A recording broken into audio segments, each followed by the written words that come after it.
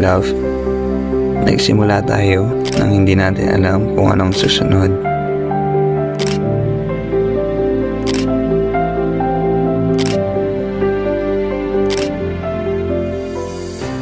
Pero nagpatuloy tayo hanggang ngayon.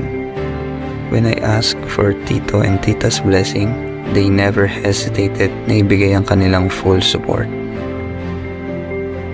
Ngayon, nandito ako sa harap mo, Angela Christine S. Capistrano, my RM. I love you. Will you marry me?